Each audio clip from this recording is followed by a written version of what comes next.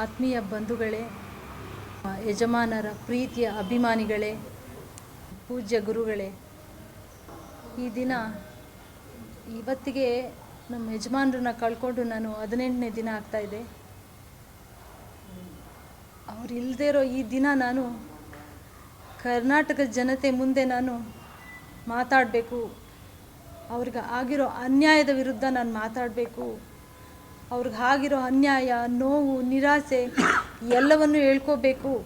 ನನ್ನ ಜನಗಳು, ನನ್ನ ಬಂಧುಗಳ ಮುಂದೆ ಹೇಳ್ಕೋಬೇಕು ಅಂತ ನಾನಿವತ್ತು ಮಾತಾಡ್ತಾ ಇದ್ದೀನಿ. ಎಲ್ಲರಿಗೂ ವಂದಿಸ್ತಾ ಇದ್ದೀನಿ. ನನ್ನ ಮಾಧ್ಯಮ ಮಿತ್ರರೇ, ಇಲ್ಲಿ ಆಗಮಿಸಿರುವ ನನ್ನ ಬಂಧುಗಳೇ ಹಾಗೂ ನಮ್ಮ ಯಜಮಾನರಿಗೆ ವಂದಿಸುತ್ತಾ ನಾನು ಇವತ್ತು ನಾನು ಮಾತಾಡೋಕ್ಕೆ ಶುರು ಮಾಡ್ತಾ ಇದ್ದೀನಿ. ಎಲ್ಲರಿಗೂ ಗೊತ್ತು ಅವರು ಎಷ್ಟು ಕಡು ಬಡತನದಲ್ಲಿ ಹುಟ್ಟಿ ಅವರು ಕನ್ನಡದಲ್ಲಿ ಮೊದಲ ಬಾರಿಗೆ IAS ಎಕ್ಸಾಮ್ನ ಬರೆದು ಒಂದು ದೊಡ್ಡ ಹುದ್ದೆಗೆ ಹೋಗ್ತಾರೆ. ಬಹುಶಃ ಯಾರೂ ಅಷ್ಟೊಂದು ಬಡತನದಲ್ಲಿ ಅವರ ವಿದ್ಯಾಭ್ಯಾಸದ ಬಗ್ಗೆ ನಾನೇನಾದರೂ ಆವಾಗಲೇ ಅವ್ರ ಮನಸ್ಸಿನಲ್ಲಿ ನಾನು ಜನರಿಗೆ ಅವ್ರ ತಂದೆ ಹೇಳ್ತಾ ಇದ್ರಂತೆ, ನೋಡಪ್ಪ, ನೀನು ಏನಾದರೂ ಜನಕ್ಕೆ ನೀನು ಸಹಾಯ ಮಾಡಬೇಕು ಅಂದರೆ ನೀನು ಒಬ್ಬ ಓದಿ ದೊಡ್ಡ ವಿದ್ಯಾವಂತನಾಗಬೇಕು ಅಂತ ಆವಾಗಲಿಂದನೇ ಅವ್ರಿಗೆ ಅವ್ರ ತಂದೆ ಅವ್ರ ಮನಸ್ಸಿನಲ್ಲಿ ತುಂಬ್ತಾ ಬಂದ್ರಂತೆ. ಆವಾಗಲೇ ಅವರ ಕನಸುಗಳನ್ನು ಕಟ್ಕೊಂಡು ಓದಿ ದೊಡ್ಡ ವಿದ್ಯಾವಂತರಾಗಿ ಸರ್ಕಾರಿ ಹುದ್ದೆಗೆ ಬರ್ತಾರೆ. ಸರ್ಕಾರ ಹಾಕಿದ ಎಲ್ಲ ಇಲಾಖೆಗಳಿಗೂ ಹೋಗಿ ಸರ್ಕಾರಿ ಕೆಲಸ ದೇವ್ರ ಕೆಲಸ ಅಂತ ನಂಬಿ ಅವ್ರ ಕೈಲಾದ ಸರ್ಕಾರದಿಂದ ಜನಗಳಿಗೆ ಏನು ಅನುಕೂಲ ಆಗಬೇಕು, ಜನಗಳಿಗೆ ಏನೆಲ್ಲ ಸೌಲಭ್ಯಗಳು ಸಿಗಬೇಕು ಎಲ್ಲವನ್ನು ಮಾಡ್ತಾ ಹೋಗ್ತಾರೆ. ಅವರಿಗೆ ಸಂಬಂಧ ಇಲ್ಲದೇ ಇರೋ ವಿಷಯಗಳಿಗೂ ಹೋಗಿ ಅವ್ರ ಕೈಲಾದ ಸಹಾಯಗಳನ್ನು ಮಾಡ್ತಾ ಬಂದರು. ಅವ್ರಿಗಿದ್ದಿದ್ದು ಒಂದೇ ಕನಸು, ನನ್ನ ಜನರಿಗೆ ನಾನು ನನ್ನ ಕೈಲಾದ ಸೇವೆನ ಮಾಡಬೇಕು, ಅವರಿಗೆ ಸಿಗುವ ಎಲ್ಲ ಸೌಲಭ್ಯಗಳು ಅವರಿಗೆ ಸಿಗಬೇಕು. ತುಂಬ ಆಸೆ ಕನಸುಗಳನ್ನ ಕಾಣ್ತಾರೆ. ಹಾಗೆ ಅವರು ಜನಪ್ರಿಯ ಅಧಿಕಾರಿ ಆಗ್ತಾರೆ. ಎಲ್ಲ ಜನರ ಮನಸ್ಸಿನಲ್ಲಿ ಅವರು ನಿಲ್ತಾರೆ. ರಾಜ್ಯದ ಉದ್ದ ಅಗಲಕ್ಕೂ ಅವರ ಅಭಿಮಾನಿಗಳು ಉಟ್ಕೊತಾರೆ. ಅವ್ರನ್ನ ಪ್ರೀತಿಸುವ ಜನಗಳು ಉಟ್ಕೋತಾರೆ. ಬೆಳಗ್ಗೆ ಆದರೆ ನನ್ನ ಮನೆಗೆ ಅವರ ಅಭಿಮಾನಿಗಳೇ ಬರ್ತಾಯಿದ್ರು. ನೂರಾರು ಕೆಲಸಗಳನ್ನ ಹೊತ್ಕೊಂಡು ಬರ್ತಾಯಿದ್ರು. ಅವ್ರಿಗಾಗಿ ಸಮಯನ ಕೊಟ್ಟು ಅವರ ಮನಪೂರ್ವಕವಾಗಿ ಅವ್ರ ಕೈನಲ್ಲಿ ಎಷ್ಟು ಸಾಧ್ಯವಾಗುತ್ತೋ ಅಷ್ಟು ಕೆಲಸಗಳನ್ನ ಮಾಡ್ತಾ ಬಂದರು. ಕೊನೆಗೆ ಅವ್ರು ರಿಟೈರ್ಡ್ ಆಗ್ತಾರೆ. ಅವ್ರಿಗಾಗ್ಲೂ ಅವ್ರಿಗೆ ಸಮಾಧಾನ ಇಲ್ಲ. ಇನ್ನೂ ನನ್ನ ಜನಗಳಿಗೆ ನಾನೇನಾದರೂ ನನ್ನ ಕೈಲಾದ ಸಹಾಯ ಮಾಡಬೇಕು, ಇನ್ನೂ ದೊಡ್ಡ ಮಟ್ಟದಲ್ಲಿ ಅವ್ರಿಗೆ ಸಹಾಯ ಮಾಡಬೇಕು ಅಂತ ಅವರು ರಾಜಕೀಯನ ಆರಿಸ್ಕೋತಾರೆ. ಹೌದು, ಅವ್ರ ಮನೆ ಬಾಗಿಲಿಗೆ ಅವ್ರನ್ನ ಕೇಳಿಕೊಂಡು ಬರೋ ಜನಗಳಿಗೆ ಅವ್ರಿಗೆ ಸಹಾಯ ಮಾಡೋಕ್ಕೆ ಅವರಿಗೆ ಒಂದು ಅಧಿಕಾರ ಬೇಕಿತ್ತು. ಹಾಗಾಗಿ ಅವರು ರಾಜಕೀಯನ ಆರಿಸ್ಕೋತಾರೆ.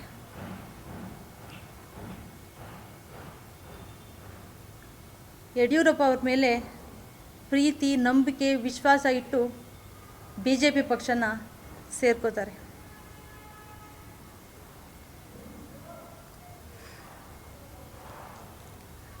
ಆ ಪಕ್ಷದಿಂದ 2019 ಬರುವ ಲೋಕಸಭಾ ಎಲೆಕ್ಷನ್ನಲ್ಲಿ ಅವರು ಸ್ಪರ್ಧೆ ಮಾಡೋದಕ್ಕೆ ಯಡಿಯೂರಪ್ಪನವರೇ, ನೀವು ಹೋಗಿ ಚಾಮರಾಜನಗರಕ್ಕೆ ಹೋಗಿ ಕೆಲಸ ಮಾಡಿ ಅಂತ ಹೇಳ್ತಾರೆ. 1.5 ವರ್ಷ ಚಾಮರಾಜನಗರಕ್ಕೆ ಹೋಗಿ ಸಾವಿರಾರು ಹಳ್ಳಿಗಳು ಒಂದು ದಿನವೂ ತಪ್ಪದೆ ಸಾವಿರಾರುಗಳ ಅಲ್ಲಿನ ಸುತ್ತುತ್ತಾರೆ, ಸಂಘಟನೆ ಮಾಡ್ತಾರೆ. ನನಗೆ ಗೊತ್ತು ಅವರು ಎಷ್ಟು ಕಷ್ಟಪಟ್ಟು ಹೋಗಿ ಅಲ್ಲಿ ಸಂಘಟನೆ ಮಾಡಿದ್ರು, ಎಲ್ಲರ ಜನಗಳ ಪ್ರೀತಿ ಸಂಪಾದನೆ ಮಾಡಿದ್ರು. ಅದು ಇರುವಾಗಲೇ ತಮ್ಮ ಕೈಲಾದ ಸಹಾಯಗಳನ್ನ ಮಾಡ್ತಾ ಕೆಲಸಗಳನ್ನ ಮಾಡ್ತಾ ಬಂದರು. 2019 ಎಲೆಕ್ಷನ್ ಬರುತ್ತೆ, ಅವ್ರಿಗೆ ಟಿಕೆಟ್ ಕೊಡೋದೇ ಇಲ್ಲ. ಯಡಿಯೂರಪ್ಪನವರು ಮತ್ತು ಶ್ರೀನಿವಾಸ್ ಪ್ರಸಾದ್ ಅವರು ಇಬ್ಬರು ಹೇಳಿರ್ತಾರೆ, ಇಲ್ಲ ನಿಮಗೆ ಟಿಕೆಟ್ ಕೊಡ್ತೀವಿ, ನೀವು ಹೋಗಿ ಅಲ್ಲಿ ಸಂಘಟನೆ ಮಾಡಿ ಕೆಲಸ ಮಾಡಿ ಅಂತ ಹೇಳಿ ನಾನು ಹೇಳೋ ಪ್ರಕಾರ ಅವ್ರ ಕೈನಲ್ಲಿ ದುಡ್ಡಿಸ್ಕೊಂಡ್ರು ಅಂತಲೇ ಹೇಳ್ತೀನಿ. ಸರಿ,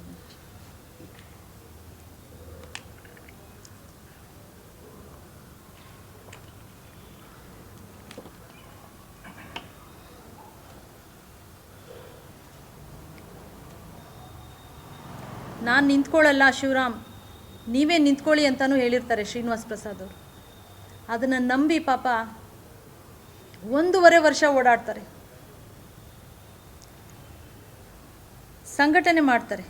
ಬಹುಶಃ ಇವರು ಅಷ್ಟು ಸಾವಿರಾರು ಹಳ್ಳಿ ಸುತ್ತಿ ಸಂಘಟನೆ ಮಾಡಿಲ್ಲ ಅಂದಿದ್ರೆ ಆ ಸಲ BJP ಗೆಲ್ತಾ ಇರಲಿಲ್ಲ ಅಂತ ಹೇಳ್ತೀನಿ ನಾನು.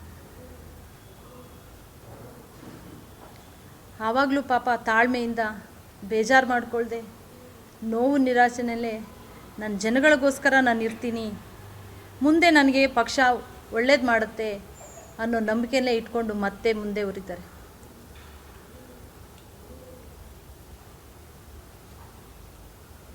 ಹೀಗೆ ಅವ್ರಿಗೆ ತುಂಬ ನಿರಾಸೆ, ಪ್ರತಿ ಸಲನೂ ಅವ್ರಿಗೆ ಟಿಕೆಟ್ ತಪ್ತಾಯಿತ್ತು. ಆದರೂ ಅವರು ಎದೆಗುಂದಲೇ ಇಲ್ಲ, ತುಂಬ ತಾಳ್ಮೆಯಿಂದ ಕಾಯ್ತಾನೇ ಬಂದರು. ಇಲ್ಲ, ನನ್ನ ಪಕ್ಷ ನನ್ನನ್ನು ಕೈ ಹಿಡಿಯುತ್ತೆ. ಆ ಪಕ್ಷ ಅಧಿಕಾರಕ್ಕೆ ಬಂದಾಗ್ಲೂ ಏನಾದರೂ ಒಂದು ನನಗೆ ಕೊಡಿ, ನನ್ನ ಜನಗಳ ಸೇವೆ ಮಾಡೋದಷ್ಟೇ ನನ್ನ ಮಹದಾಸೆ, ನನ್ನ ಜನಗಳಿಗೋಸ್ಕರ ನಾನು ದುಡಿಬೇಕು, ನನ್ನ ಜನಗಳಿಗೋಸ್ಕರ ನನ್ನ ಕೈಲಾದ ಸಹಾಯ ಮಾಡಬೇಕು, ಯಾವುದಾದ್ರೂ ಒಂದನ್ನು ಮಾಡಿ ಎಂದು. ಆವಾಗಲೂ ಪಕ್ಷ ಅವ್ರನ್ನ ಕೈ ಹಿಡಿಲಿಲ್ಲ. ಯಾವ ಕ್ಷೇತ್ರವಾದರೂ ಅವ್ರಿಗೆ ಕೊಡ್ಬೋದಾಗಿತ್ತು, ಯಾಕೆಂದರೆ ಎಲ್ಲ ಕ್ಷೇತ್ರದಲ್ಲೂ ಅವ್ರ ಅಭಿಮಾನಿಗಳಿದ್ರು, ಅವ್ರನ್ನ ಪ್ರೀತಿಸೋ ಜನಗಳಿದ್ರು. ಅವರಿಗೆ ಎಷ್ಟು ಅವರ ಜನಗಳ ಮೇಲೆ ಅಭಿಮಾನ ಪ್ರೀತಿ ಇಟ್ಕೊಂಡಿದ್ರಂದರೆ ಅವರ ರಕ್ತ ಸಂಬಂಧಿಗಳು, ನನ್ನ ರಕ್ತ ಸಂಬಂಧಿಗಳು ಅಂತಲೇ ಹೇಳ್ತಾಯಿದ್ರು. ಪಕ್ಷ ಯಾಕೋ ಅವ್ರನ್ನ ಯಾವುದಕ್ಕೂ ಅವ್ರನ್ನ ಗುರ್ತಿಸ್ಲೇ ಇಲ್ಲ, ಬರೀ ಅವ್ರ ಕೈನಲ್ಲಿ ಬರೀ ದುಡ್ಸ್ಕೊಂಡ್ಬಿಟ್ರು. ಯಾವುದೇ ಒಂದು ಫಂಕ್ಷನ್ ಆಗಲಿ ಏನೇ ಆಗಲಿ ಅವ್ರಿಗೆ ಯಾವುದು ಮನ್ನಣೆನೂ ಕೊಡ್ತಾ ಇರಲಿಲ್ಲ, ತುಂಬ ಅವಮಾನಗಳನ್ನೇ ಮಾಡಿಬಿಟ್ರು.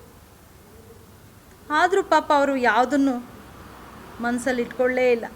ಅವ್ರಿಗೆ ಕಾಣಿಸ್ತಾ ಇದ್ದಿದ್ದು ಒಂದೇ, ಅವರ ಬಂಧುಗಳು, ಅವರ ಅಭಿಮಾನಿಗಳು.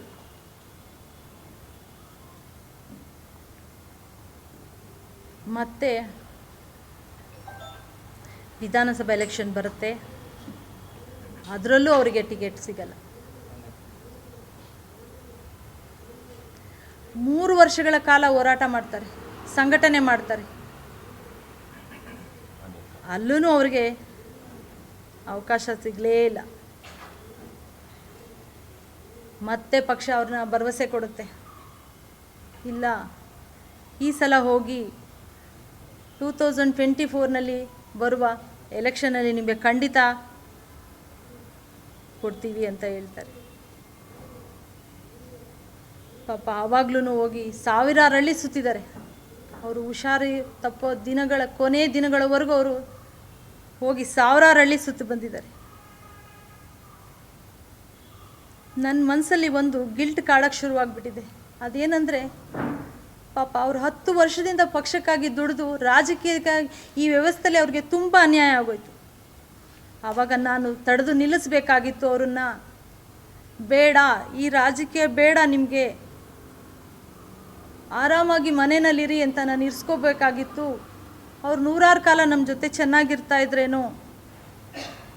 ಅನ್ನೋ ಗಿಲ್ಟು ನನಗೆ ಶುರು ಆಗಿಬಿಟ್ಟಿದೆ. ಆದರೆ ಈಗ ಅವ್ರನ್ನ ನಾನು ಕಳ್ಕೊಂಬಿಟ್ಟಿದ್ದೀನಿ. ಆ ನೋವು ನಿರಾಸೆನಲ್ಲೇ ಹೋಗಿದ್ದಾರಲ್ಲ, ಅದನ್ನು ನನಗೇನಲ್ಲಿ ಮರೆಯೋಕ್ಕಾಗ್ತಾಯಿಲ್ಲ.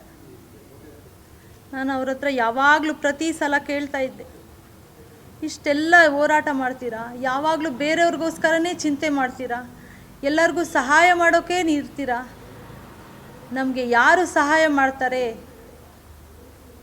ಅಂತ ಕೇಳ್ತಾ ಇದ್ದೆ. ಅವ್ರು ಹೇಳ್ತಾ ಇದ್ದಿದ್ದು ಒಂದೇ ಮಾತು, ದೇವರಿದ್ದಾನೆ, ನನ್ನ ಜನಗಳಿದ್ದಾರೆ, ನನ್ನನ್ನು ಪ್ರೀತಿಸೋ ಜನಗಳಿದ್ದಾರೆ ಅಂತ ಕೇಳ್ತಾಯಿದ್ರು. ನಾನಿವತ್ತು ಆ ಜನಗಳನ್ನು ನನ್ನ ದೇವರಾಗಿ ನೋಡ್ತಾ ಇದ್ದೀನಿ. ನಾನು ಇವತ್ತು ನನ್ನನ್ನು ಆ ಜನಗಳೇ ನನ್ನ ಆಶೀರ್ವದಿಸ್ಬೇಕು. ಯಾಕೆಂದರೆ ನಮ್ಮ ಯಜಮಾನರಿಗಾಗಿರೋ ಅನ್ಯಾಯಕ್ಕೆ ನಾನು ತೀರ್ಮಾನ ಮಾಡಿದ್ದೀನಿ. ಅವರು ಏನು ಆಸೆ ಇಟ್ಕೊಂಡು ಹೋದರೂ, ಎಷ್ಟು ನಿರಾಸೆನಲ್ಲಿ ಹೋಗಿದ್ದಾರೆ, ಅದನ್ನು ನಾನು ಪೂರೈಸಬೇಕು. ನನಗಿನ್ಯಾವ ಆಸೆಗಳೂ ಇಲ್ಲ.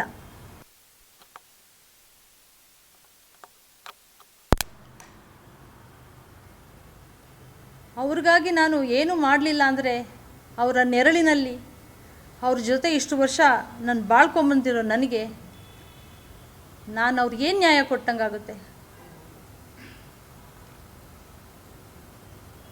ಅವ್ರ ಆಸೆಗೆ ನಾನು ಏನು ಮಾಡ್ದಂಗಾಗುತ್ತೆ? ಇಲ್ಲ. ನಾನು ತೀರ್ಮಾನ ಮಾಡಿದೆ, ಇಲ್ಲ, ನನ್ನ ಜೀವನದಲ್ಲಿ ಇನ್ನೇನೂ ಇಲ್ಲ ನನಗೆ. ಅವ್ರು ಬಿಟ್ಟೋಗಿರೋ ಆಸೆಗಳು, ಕನಸುಗಳು,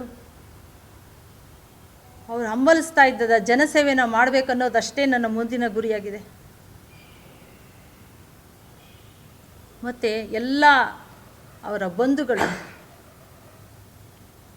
ನನ್ನ ಹತ್ರ ಬಂದು ಕೇಳಿಕೊಂಡ್ರು, ಅಕ್ಕ, ಇವತ್ತು ನಾವು ನಮ್ಮ ಅಣ್ಣನ ಕಳ್ಕೊಂಡು ನೀವಷ್ಟೇ ತಬ್ಬಲಿಗಳಾಗಿಲ್ಲ, ನಾವೆಲ್ಲರೂ ತಬ್ಬಲಿಗಳಾಗಿದ್ದೀವಿ. ಅವ್ರ ಜಾಗನ ನೀವು ತುಂಬಬೇಕು, ನಾವೆಲ್ಲ ನಿಮ್ಮ ಜೊತೆ ಇರ್ತೀವಿ ಅನ್ನೋ ಭರವಸೆನ ಕೊಟ್ಟಿದ್ದಾರೆ.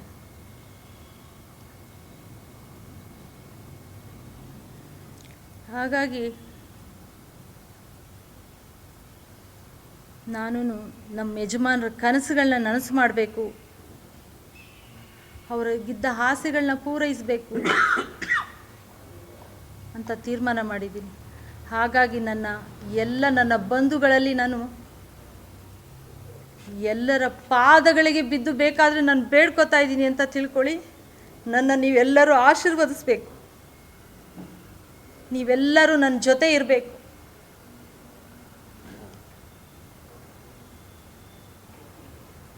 ಅವ್ರಿಗೆ ಆಗಿರೋ ನೋವು ಅನ್ಯಾಯಕ್ಕೆ ನಾನು ನ್ಯಾಯ ಕೊಡಲೇಬೇಕು. ನಾನು ತೀರ್ಮಾನ ಮಾಡಿದ್ದೀನಿ, ನಾನು ಸ್ಪರ್ಧೆ ಮಾಡೋದಂತೂ ಖಚಿತ. ನನ್ನ ಬಂಧುಗಳು ಏನು ಹೇಳ್ತಾರೆ, ನಮ್ಮ ಯಜಮಾನರನ್ನ ಪ್ರೀತಿಸೋ ಜನಗಳು ಏನು ಹೇಳ್ತಾ ಇದ್ದಾರೆ, ಅದನ್ನು ಖಂಡಿತ ನಾನು ಕೇಳ್ತೀನಿ. ಅವರೆಲ್ಲ ನನ್ನ ಜೊತೆ ಕೊನೆಯವರೆಗೂ ಇರ್ತಾರೆ.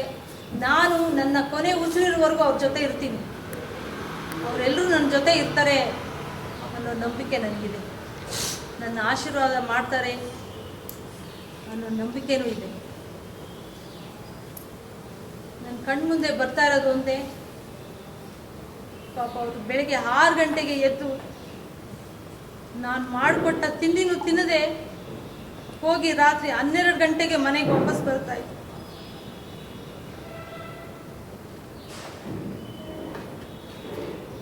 ನಾನು ಮಾಡೋ ಅಡುಗೆನ ತುಂಬ ಇಷ್ಟಪಟ್ಟು ತಿಂತಾಯಿದ್ರು. ಈಗ ನಾನು ಅಡುಗೆ ಮಾಡೋಕ್ಕೆ ನಿಂತ್ಕೊಂಡೆ, ಅಯ್ಯೋ ಇದು ಅವ್ರಿಗೆ ಇದಿಷ್ಟ ಇತ್ತು, ಅದಿಷ್ಟ ಇತ್ತು, ಇದನ್ನು ಹೆಚ್ಚಿಗೆ ಹಾಕಬೇಡ, ಅದನ್ನು ಹೆಚ್ಚಿಗೆ ಹಾಕಬೇಡ ಅಂತ ಹೇಳ್ತಾ ಇದ್ದಿದ್ದೇ ನನ್ನ ಕಿವಿನಲ್ಲಿ ಬರ್ತಾ ಇದೆ. ನಾನು ಮಾಡಿರೋ ಅಡುಗೆ ತಿನ್ನೋಕ್ಕೆ ಇವತ್ತು ಅವರಿಲ್ಲ. ಆದರೆ ಅವ್ರು ಇಟ್ಕೊಂಡು ಹೋಗಿರೋ ಆಸೆಗಳನ್ನ ತೀರ್ಸೋಕ್ಕೆ ನನಗೆ ಅವಕಾಶ ಇದೆ. ಅದನ್ನು ಖಂಡಿತ ನಾನು ಮಾಡಬೇಕು ಅಂತ ನಾನು ದೃಢ ನಿರ್ಧಾರ ಮಾಡಿದ್ದೀನಿ. ಅದಕ್ಕೆ ಎಲ್ಲ ನನ್ನ ಬಂಧುಗಳಲ್ಲಿ, ನನ್ನ ಎಲ್ಲ ಜನತೆಯಲ್ಲಿ ನಾನು ಕೇಳ್ಕೊತಾ ಇದ್ದೀನಿ, ಕೈ ಮುಗಿದು ಕೇಳ್ಕೊತಾ ಇದ್ದೀನಿ, ಎಲ್ಲರಿಗೂ ನನ್ನನ್ನು ಬೆಂಬಲಿಸಿ ಆಶೀರ್ವಾದ ಮಾಡಿ ನನ್ನನ್ನು ಕೊನೆಯವರೆಗೂ ನನ್ನ ಜೊತೆನಲ್ಲಿರಿ ಅಂತ ಪ್ರತಿಯೊಬ್ಬರಲ್ಲೂ ನಾನು ಕೈ ಜೋಡಿಸಿ ಕೇಳ್ಕೊತಾ ಇದ್ದೀನಿ. ಅವ್ರ ಬಗ್ಗೆ ಹೇಳೋಕ್ಕೆ ತುಂಬ ವಿಷಯಗಳಿದೆ. ಇಡೀ ನನ್ನ ಕುಟುಂಬ ಅವರ ಆಸೆಗೇನೆ ನಾವು ಹೆಜ್ಜೆ ಹಾಕೊಂಡು ಬಂದ್ಬಿಟ್ಟು ಅವ್ರು ಇಷ್ಟಪಡ್ತಾ ಇದ್ದಾರಲ್ಲ ಅನ್ನೋದಕ್ಕೋಸ್ಕರನೇ ಅವ್ರಿಗೆ ನಾವು ಸಪೋರ್ಟ್ ಮಾಡಿಬಿಟ್ಟು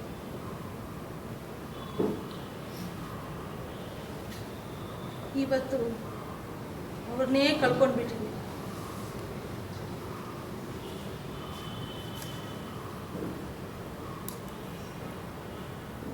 ಹೌದು, ಅವ್ರು ಮತ್ತೆ ನಮಗೆ ಸಿಗಲ್ಲ.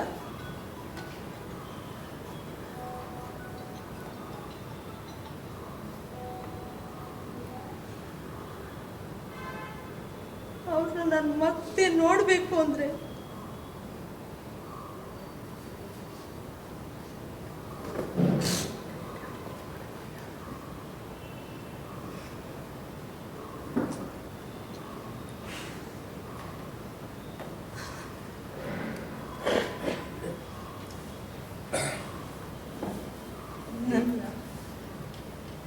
ನನ್ನ ಜನಗಳಲ್ಲಿ ಅವರು ಪ್ರೀತಿಸೋ ಜನಗಳು ನಾನು ಅವ್ರನ್ನ ನೋಡಬೇಕು.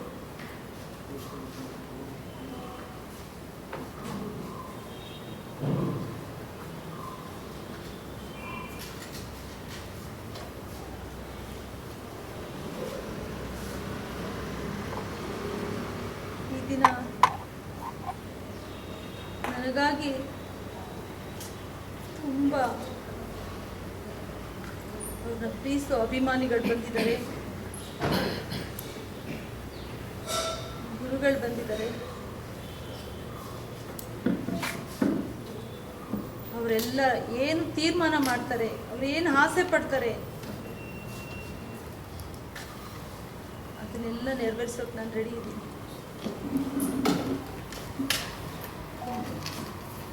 ನಾನು ಎಲ್ಲ ಮರೆತು ಇರೋಕ್ಕಂತೂ ನನ್ನ ಕೈನಲ್ಲಿ ಖಂಡಿತ ಸಾಧ್ಯ ಇಲ್ಲ. ಈಗಲೂ ಒಂದೊಂದು ಸಾರಿ ಅನಿಸುತ್ತೆ, ಬೆಳಗ್ಗೆ 6 ಗಂಟೆಗೆ ಎದ್ದು ಚಾಮರಾಜನಗರಕ್ಕೆ ಹೋಗಿದಾರಲ್ವ, ವಾಪಸ್ ಬರ್ತಾರೆ ಅನ್ನೋ ನಿರೀಕ್ಷೆಲೇ ಇದ್ದೀನಿ.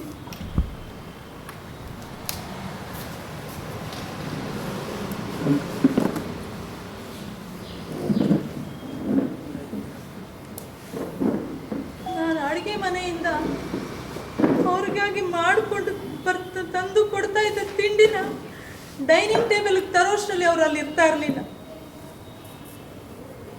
ಎಲ್ಲೋದ್ರೆ ಅಣ್ಣ ಅಂತ ಕೇಳಿದ್ರೆ, ಅಕ್ಕ ಯಾರೋ ಬಂದಿದ್ರು, ಜನಗಳು ಬಂದಿದ್ದಾರೆ, ಅಲ್ಲಿ ಹೊರಗಡೆ ಕೂತ್ಕೊಂಡಿದ್ದಾರೆ ಅಂತ. ಪಾಪ ಅವ್ರಿಗೆ ಅದನ್ನೂ ಗಮನ ಇರ್ತಾ ಇರಲಿಲ್ಲ.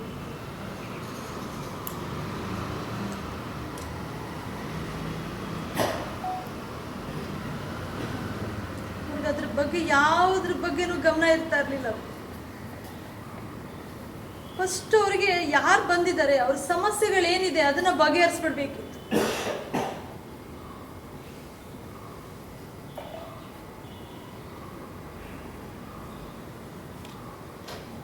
ನನಗೂ ಅದನ್ನೇ ಕಲಿಸ್ತಾ ಬಂದ್ರು. ವಾಣಿ, ಮನೆಗೆ ಯಾರೇ ಬರಲಿ ಅವರನ್ನ ಮೊದಲು ಸತ್ಕರಿಸು, ನಿನ್ನ ಮನೆಯ ನೀರನ್ನಾದ್ರೂ ಕೊಟ್ಟು ಅವ್ರನ್ನ ಸತ್ಕಾರ ಮಾಡು.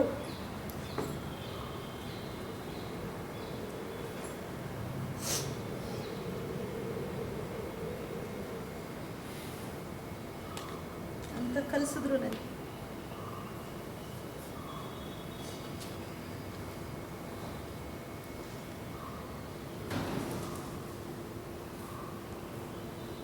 ಇಷ್ಟು ಬೇಗ ನಾನು ಅವ್ರನ್ನ ಕಳ್ಕೊತೀನಿ ಅಂತ ನಾನು ಯಾವತ್ತೂ ಕಲ್ಪನೆ ಮಾಡ್ಕೊಳ್ಳಿಲ್ಲ. ಅವ್ರ ನೆರಳಲ್ಲಿ ನಾನು ತುಂಬ ಚೆನ್ನಾಗಿ ಹೆಮ್ಮೆಯಿಂದ ಬದುಕಿದವಳು.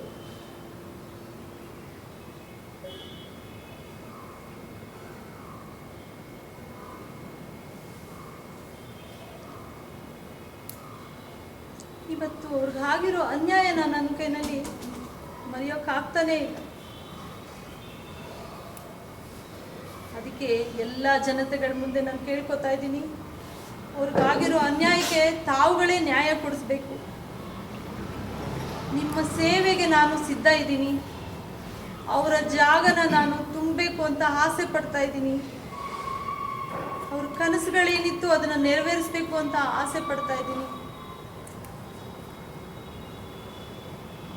ನನ್ನ ಜನರಿಗೆ ನಾನು ಮಾಡಬೇಕಾಗಿರೋ ಸೇವೆ ಅಂತ ತಿಳ್ಕೊಂಡಿದ್ರಲ್ಲ, ಅದನ್ನು ನಾನು ಮುಂದುವರಿಸಬೇಕು ಅಂತ ಆಸೆ ಪಡ್ತಾ ಇದ್ದೀನಿ.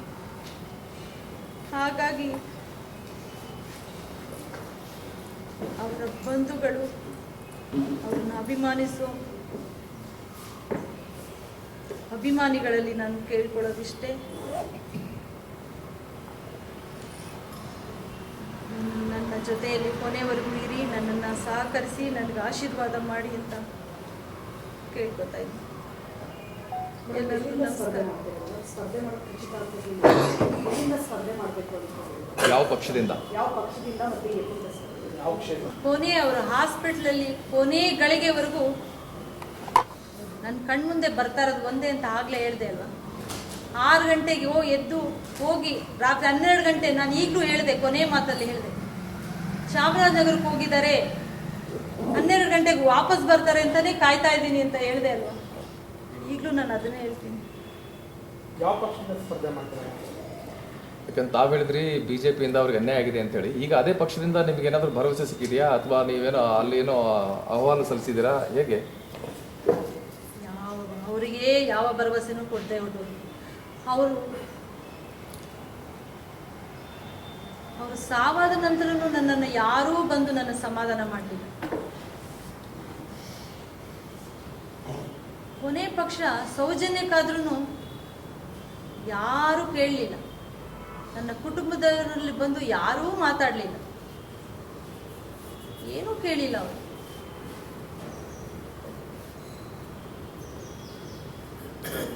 ಅಂದ್ರೆ ತಾವು ಸ್ವತಂತ್ರ ಅಭ್ಯರ್ಥಿಯಾಗಿ ನಿಲ್ತೀರಾ ಹಾಗೆ? ಅದಕ್ಕಿನ್ನೂ ಕಾಲಾವಕಾಶ ಇದೆ, ತೀರ್ಮಾನ ಮಾಡ್ತೀನಿ. ಈ ಒಂದು ಸಂದರ್ಭದಲ್ಲಿ ಸರ್ ಹಿಂದೆ ಒಂದು ನಿಮಿಷ, ಸರ್ ಹಿಂದೆ ಕಾಂಗ್ರೆಸ್ನಲ್ಲೂ ಕೂಡ ಇದ್ರು. ಆ ಥರ ನಿಮ್ಗೆ ಏನಾದರೂ ಆಫರ್ ಬಂದಿದೆಯಾ ಕಾಂಗ್ರೆಸ್ನಿಂದ ಏನಾದರೂ? ಕಾಂಗ್ರೆಸ್ನಲ್ಲಿ ಅಂತ ಇಲ್ಲ, ಇದಿರಲಿಲ್ಲ. ಅವರು ಸರ್ವಿಸ್ ಮುಗಿಸಿ ಅವರು ಅಧಿಕಾರದಲ್ಲಿದ್ದಾಗಲೂ ಅವರು ರಾಜಕಾರಣಿಯಾಗೇನೆ ಕೆಲಸ ಮಾಡಿದ್ದಾರೆ. ಎಲ್ಲ ರಾಜಕಾರಣಿಗಳಿಗೂ ಅವರು ಆವಾಗಲೂ ಅದು ಅವ್ರಿಗೆ ಸಂಬಂಧ ಇಲ್ದಿದ್ರು ಅವಾಗಲೂ ಕೆಲಸ ಮಾಡಿದ್ದಾರೆ ಅವರು. ಯಾಕೆಂದರೆ ಅವರು ಎಲ್ಲ ಕ್ಷೇತ್ರದಲ್ಲೂ ಅವರ ಜನಗಳು ಅವ್ರನ್ನ ಪ್ರೀತಿಸಿ ಅಭಿಮಾನಿಸೋ ಜನಗಳಿದ್ರಲ್ಲ, ಆ ಧೈರ್ಯದಿಂದ ಅವರು ಮುನ್ನುಗ್ತಾ ಇದ್ರು.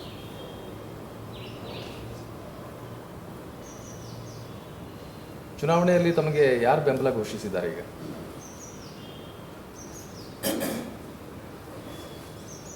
ಯಾರು ಬೆಂಬಲ ಅಂತ ನಾನು ಹೇಳ್ತಾ ಇಲ್ಲ. ನಾನು ಮಾತು ಶುರು ಮಾಡೋಕ್ಕಿಂತ ಮುಂಚೆಯಿಂದನೂ ಹೇಳ್ತಾ ಇದ್ದೀನಿ, ನನ್ನ ಬಂಧುಗಳು, ನಮ್ಮ ಯಜಮಾನರನ್ನು ಪ್ರೀತಿಸೋ ಅಭಿಮಾನಿಗಳು,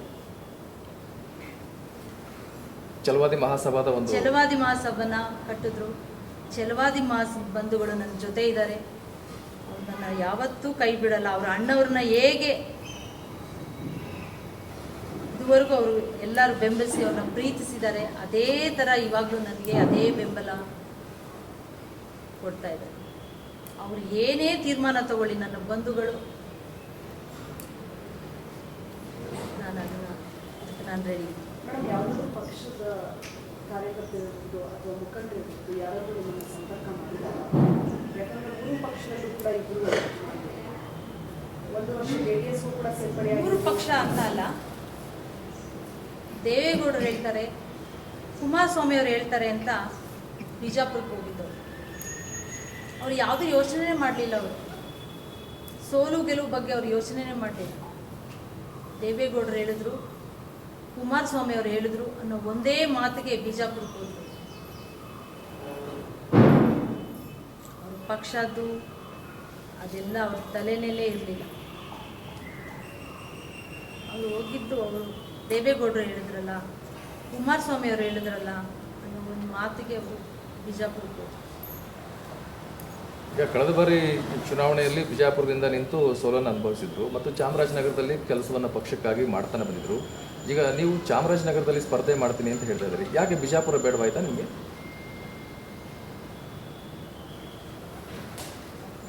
ಈಗ 8 ತಿಂಗಳು ಕೊನೆ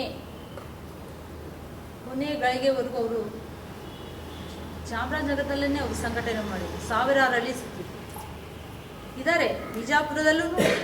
ವಿಜಾಪುರ ಯಾಕೆ, ಇಡೀ ರಾಜ್ಯದಲ್ಲಿ, ಕರ್ನಾಟಕದ ರಾಜ್ಯದಲ್ಲಿ ಅವರ ಅಭಿಮಾನಿಗಳಿದ್ದಾರೆ.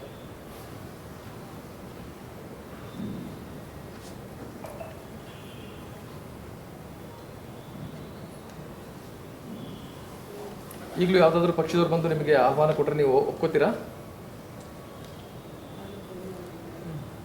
ನನಗೆ ಇರೋದು ಒಂದೇ ಗುರಿ ಅಲ್ವಾ, ನಮ್ಮ ಯಜಮಾನ್ರ ಆಸೆನ ತೀರಿಸ್ಬೇಕು, ಅವ್ರಿಗಿದ್ದ ಹಂಬಲ ಒಂದೇ ಜನಸೇವೆ ಮಾಡಬೇಕು ಅಂತ. ಅದು ಒಂದೇ ನನ್ನ ಕನಸು, ನನ್ನ ಮುಂದಿನ ಗುರಿ. ಅದು ಯಾವುದಾದ್ರೂ ಆಗಿರ್ಬೋದು. ಆದರೆ BJPಯವರು ಅವ್ರು ಬದುಕಿದ್ದಾಗಲೇ ಅವ್ರಿಗೆ ನ್ಯಾಯ ಕೊಡಲಿಲ್ಲ. ಹೀಗೆ ಅವ್ರು ನ್ಯಾಯ ಕೊಡ್ತಾರೆ. ನನಗೆ ಒಂದು ಸಮಾಧಾನದ ಮಾತುಗಳನ್ನು ಯಾರೂ ಆಡಲಿಲ್ಲ. ಸೌಜನ್ಯಕ್ಕಾದ್ರೂ ನನ್ನನ್ನು ಕೇಳ್ಬೋದಾಗಿತ್ತೇನೋ.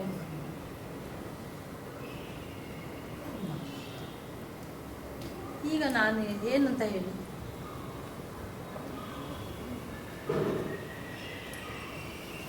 ಶಿವರಾಮ್ ಸರ್ ಬದುಕಿದ್ರೆ ಅವ್ರಿಗೆ ಈ ಬಾರಿ ಟಿಕೆಟ್ ಗ್ಯಾರಂಟಿ ಏನಾದರೂ ಸಿಕ್ಕಿತ್ತಾ? ನನಗೆ ಅದಕ್ಕೆ ನನ್ನ ಹತ್ರ ಉತ್ತರ ಇಲ್ಲ ಅನಿಸ್ತು. ಪ್ರಯತ್ನ ನಡೆಸಿದ್ರ ಅವರು? ಹೇಳಲೇ ಇಲ್ಲ ಆಗಲೇ. ಲಾಸ್ಟ್ ಟೈಮು 1.5 ವರ್ಷ 1000 ಹಳ್ಳಿಗಳನ್ನ ಸುತ್ತಿದ್ದಾರೆ. ದಿನಕ್ಕೆ ಇಲ್ಲ ಅಂದರೂ 15ರಿಂದ 20 ಹಳ್ಳಿಗಳನ್ನ ಸುತ್ತಾ ಇದ್ರು.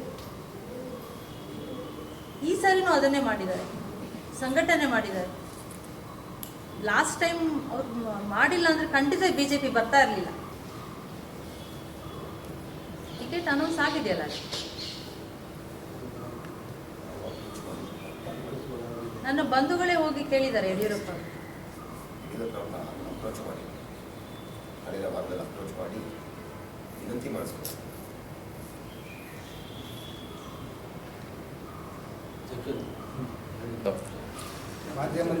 ಒಂದೇ ಕೊನೆ ಮಾತು, ಹಾಂ ಹೇಳಿ. ನಮ್ಮ ಯಜಮಾನರು ನನ್ನ ಜನಗಳ ಧ್ವನಿ ಆಗಬೇಕು ಅಂತಾಗಿ ಬಯಸ್ತಾ ಇದ್ರು. ಇವತ್ತೆಲ್ಲ ಆ ಧ್ವನಿಗಳಿಲ್ಲಿದೆ. ನೀವೇನೇ ಮುಂದೆ ಪ್ರಶ್ನೆ ಕೇಳೋದಿದ್ರು ಅವರೇ ಉತ್ತರ ಕೊಡ್ತಾರೆ. ಪರಿಸ್ಥಿತಿಯಲ್ಲಿ ಇಡೀ ರಾಜ್ಯದ ಛಲವಾದಿ ಮಹಾಸಭಾ ಮತ್ತು ಅವರ ಅಭಿಮಾನಿಗಳು ನಿಮ್ಮ ಹಿಂದೆ ಇರುತ್ತೆ. ದಯವಿಟ್ಟು ಧೃತಿಗೆಡಬೇಡಿ ಅಂತೇಳಿ ನಾವು ಕಾಂಗ್ರೆಸ್ನ ಪಕ್ಷದಿಂದ ಟಿಕೆಟ್ ಕೇಳುವಂಥ ಒಂದು ಯೋಚನೆನ ಎಲ್ಲ ಛಲವಾದಿ ಮಹಾಸಭಾ ರಾಜ್ಯ ಘಟಕ, ಜಿಲ್ಲಾ ಘಟಕ, ತಾಲೂಕು ಘಟ್ಟದ ಎಲ್ಲ ಪದಾಧಿಕಾರಿಗಳು ಕುರಿತು ಚರ್ಚೆ ಮಾಡಿ ನಾವು ಒಂದು ತೀರ್ಮಾನಕ್ಕೆ ಬಂದು AICC ಅಧ್ಯಕ್ಷರು ಮಲ್ಲಿಕಾರ್ಜುನ ಖರ್ಗೆ ಸಾಹೇಬರು, KPCC ಅಧ್ಯಕ್ಷರು ಶಿವಕುಮಾರ್ ಅವರು, ಮತ್ತು MP ಸುರೇಶ್ ಅವರು, ಮತ್ತು ಗೃಹ ಮಂತ್ರಿ ಪರಮೇಶ್ವರ್ ಸಾಹೇಬರು, ಮತ್ತು ಪ್ರಿಯಾಂಕಾ ಖರ್ಗೆ ಸಾಹೇಬರು, ಎಲ್ಲ ಸಂಬಂಧಪಟ್ಟಂಥ ನರೇಂದ್ರ ಸ್ವಾಮಿ ಅವರು ಇರ್ಬೋದು, ನಮಗೆ ಗೊತ್ತಿರ್ತಕ್ಕಂಥ ಎಲ್ಲ ಛಲವಾದಿ ಮತ್ತು ಇನ್ನಿತರೆ ನಮ್ಮ ಸಮುದಾಯದವ್ರನ್ನ ಭೇಟಿ ಮಾಡಿ ಶಿವರಾಮ್ ಸಾಹೇಬರಿಗೆ ಇದರಿಂದ BJPಯಿಂದ ಅನ್ಯಾಯ ಆಗಿದೆ, ದಯವಿಟ್ಟು ಇಡೀ ರಾಜ್ಯದ ಛಲವಾದಿ ಮಹಾಸಭೆ ಇವತ್ತು ಕಾಂಗ್ರೆಸ್ನ ಬೆಂಬಲಿಸಿದೆ.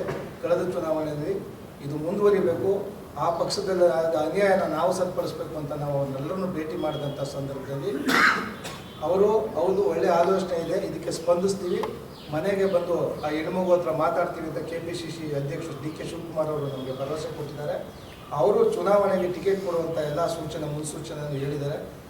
ಕಾಂಗ್ರೆಸ್ಸಿಂದ ಟಿಕೆಟ್ ಕೊಡೋದಾದರೆ ಭಾಳ ಉತ್ಸಾಹದಿಂದ ಅಕ್ಕವ್ರನ್ನ ನಾವೆಲ್ಲರೂ ಕಾಂಗ್ರೆಸ್ಗೆ ಇಡೀ ರಾಜ್ಯ ಛಲವಾದಿ ಮಹಾಸಭಾ ಕಾಂಗ್ರೆಸ್ ಪಕ್ಷನ ಸೇರ್ಪಡೆಗೊಂಡು ನಾವು ಕಾಂಗ್ರೆಸ್ಸಿಂದ ಗೆದ್ದು ಬರುವಂಥ ಕೆಲಸನ ಪ್ರಾಮಾಣಿಕವಾಗಿ ಮಾಡ್ತೇವೆ, ಗೆದ್ದು ಬರ್ತೇವೆ.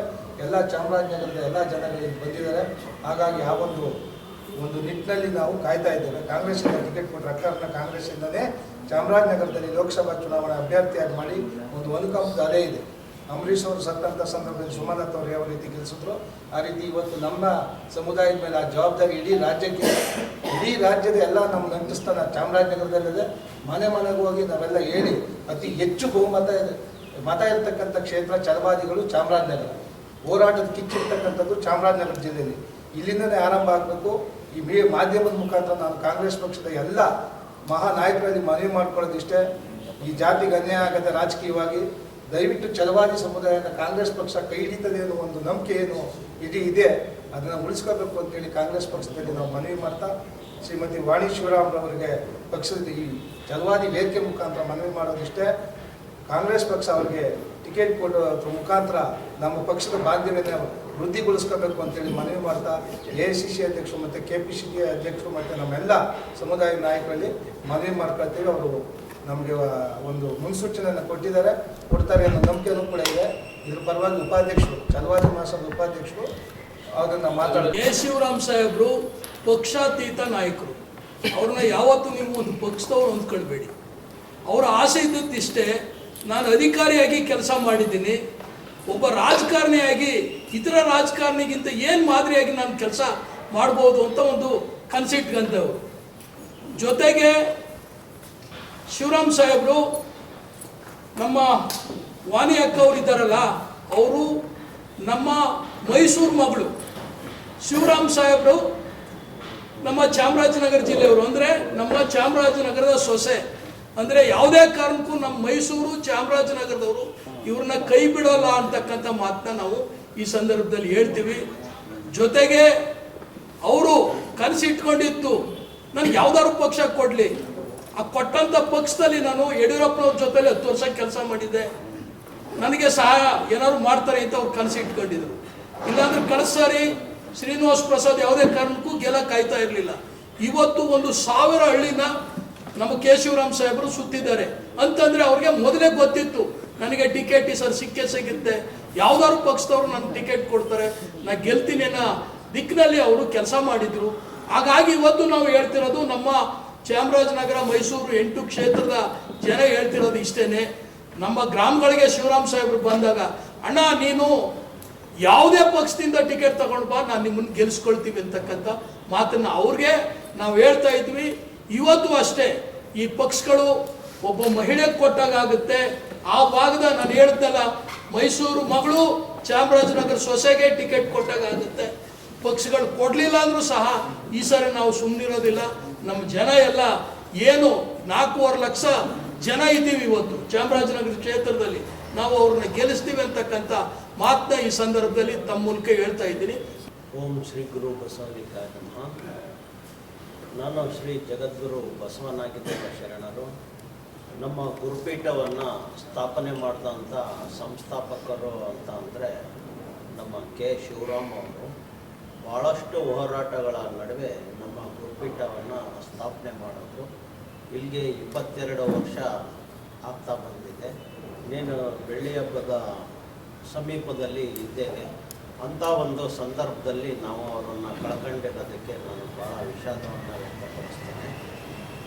ನಮ್ಮ ಶಿವರಾಮ್ ಅವರ ಕನಸು ಏನಿತ್ತು ಅದು ಅವ್ರ ಜೊತೆಗೆ ಹೋಗಬಾರ್ದು ಅನ್ನೋಂಥ ಉದ್ದೇಶದಿಂದ ಇಡೀ ರಾಜ್ಯದ ಸಮುದಾಯದ ಜನ, ನಮ್ಮ ಮಹಾಸಭಾದ ಎಲ್ಲ ಪದಾಧಿಕಾರಿಗಳು ನಮ್ಮ ಜೊತೆ ಮಾತಾಡಿ ಅಕ್ಕವರ ಮನವೊಲಿಸಿ ಅವರ ಕನಸನ್ನು ನನಸು ಮಾಡೋ ಅಂಥ ದೆಸೆಯಲ್ಲಿ ಹೆಜ್ಜೆ ಇಡಲೇಬೇಕು ಅಂತ ಅಂದಿದ್ದಕ್ಕೆ ಇಡೀ ಚಾಮರಾಜನಗರ ಅಷ್ಟೇ ಅಲ್ಲ, ಇಡೀ ರಾಜ್ಯದಾದ್ಯಂತ ಛಲವಾದಿಗಳು ನಮ್ಮ ಮಹಾಸಭಾಕ್ಕೆ ರಿಜಿಸ್ಟರ್ಡ್ ಭಕ್ತರು 1000 ಜನ ಇದ್ದಾರೆ.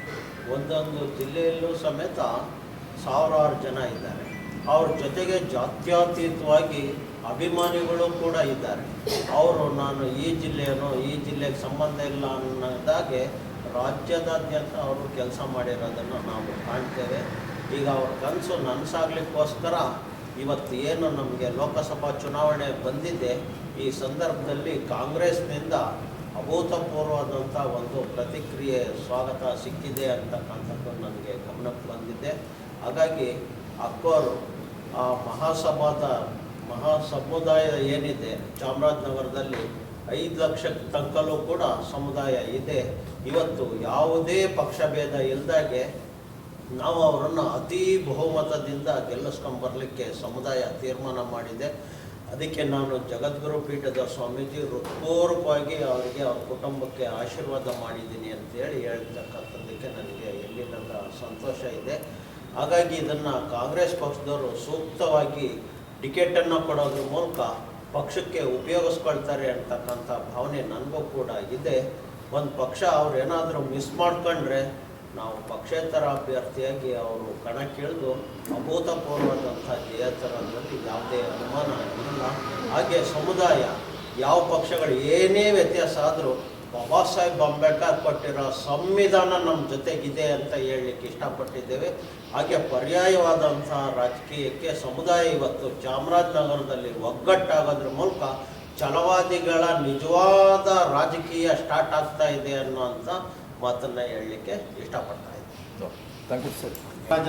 ರಾಜ್ಯದ ಚಾಮರಾಜನಗರ ಜಿಲ್ಲೆಯನ್ನು ಕೇಂದ್ರ ಬಿಂದುವಾಗಿ ಇಟ್ಕೊಂಡು ಅಣ್ಣವರು ಸುಮಾರು ವರ್ಷಗಳಿಂದ ಆ ಭಾಗಕ್ಕೆ ತನ್ನ ಸಂಚಲನ ಮಾಡ್ತಾ ಇದ್ರು. ನಾವು ಒಂದೇ ಇಷ್ಟ ಹೇಳೋದು, ಛಲವಾದಿ ಮಹಾಸಭಾದ ಎಲ್ಲ ಪದಾಧಿಕಾರಿಗಳು ಹಾಗೂ ಛಲವಾದಿ ಸಮುದಾಯದ ನಾಯಕರು ಒಂದು ನಿರ್ಣಯಕ್ಕೆ ಬಂದಿದ್ದಾರೆ. ಯಾವುದೇ ಪಕ್ಷ ಇರ್ಬೋದು, ಪಕ್ಷಾತೀತವಾಗಿ ಅವರನ್ನು ಗುರುತಿಸಿ ಮಾಡುವಂಥ ಕೆಲಸ ಇನ್ನೂ ಕಾಲಾವಕಾಶ ಇದೆ. ಮಾಡಿದ್ರೆ ರಾಜ್ಯಕ್ಕೆ ಅದು ಯಾವುದೇ ಪಕ್ಷ ಇರ್ಬೋದು ಒಂದು ಉತ್ತಮವಾದ ಸಂದೇಶ ಛಲವಾದಿ ಬಂಧುಗಳಿಂದ ಸಿಗುತ್ತೆ. ಏಕೆ ಅಂತ ಹೇಳಿದ್ರೆ ಒಂದು 4-5% ರಾಜ್ಯದ ಎಲ್ಲ ಛಲವಾದಿ ಸಮುದಾಯದ ಬಂಧುಗಳು ಅಣ್ಣವರ ಜೊತೆಯಲ್ಲಿ ಒಡನಾಟನೇ ಇತ್ತು. ಅದೇ ರೀತಿಯಾಗಿ ಅಕ್ಕವರ ಜೊತೆ ಇರುತ್ತೆ ಅಂತ ಹೇಳಿ ಈ ಮಾಧ್ಯಮದ ಮುಖೇನವಾಗಿ ರಾಜ್ಯದ ಇತರೆ ನಾಯಕರುಗಳಿಗೂ ಈ ಸಂದೇಶವನ್ನು ರವಾನಿಸುವ ಮುಖಾಂತರ ಶ್ರೀಯುತ ವಾಣಿ ಕೆ ಶಿವರಾಮರವರಿಗೆ ಇನ್ನಾದರೂ ಮನದಟ್ಟು ಮಾಡಿಕೊಂಡು ಚಾಮರಾಜನಗರ ಜಿಲ್ಲೆಯಲ್ಲಿ ಅವರ ಟಿಕೆಟ್ ಅನ್ನು ಕೇಳ್ತಾ ಇದ್ದಾರೆ. ಇಲ್ಲವಾದರೆ ಮುಂದಿನ ದಿನಗಳಲ್ಲಿ ಛಲವಾದಿ ಬಂಧುಗಳು ತಮ್ಮ ನಿರ್ಣಯವನ್ನ, ಪಕ್ಷದ ನಿರ್ಣಯವನ್ನ ತೆಗೆದುಕೊಳ್ತಾರೆ ಅನ್ನೋ ಒಂದು ಎಚ್ಚರಿಕೆ ಗಂಟೆಯನ್ನು ಮಾತನ್ನು ನೀಡುತ್ತಾ ಇನ್ನಾದರೂ ಎಚ್ಚೆತ್ತುಕೊಳ್ಬೇಕು, ಛಲವಾದಿ ಸಮುದಾಯಕ್ಕೆ ಒಂದು ನ್ಯಾಯವನ್ನು ಕೊಡಬೇಕು, ಕೊಟ್ಟಿಲ್ಲ ಅಂದ್ರೆ ಮುಂದಿನ ದಿನಗಳಲ್ಲಿ ನಿರ್ಣಯವನ್ನು ತೆಗೆದುಕೊಳ್ಬೇಕಾಗಿ ಆಗುತ್ತೆ ಅಂತೇಳಿ ಈ ಮುಖ್ಯವಾಗಿ ನಾನು ಮಾಧ್ಯಮ ಮಿತ್ರರ ಮುಖೇನ ರಾಜ್ಯದ ಎಲ್ಲ ಜನತೆಗೆ ನಾನು ಸುದ್ದಿಯನ್ನು ಸಲ್ಲಿಸಲಿಕ್ಕೆ ಇಷ್ಟಪಡ್ತೇನೆ.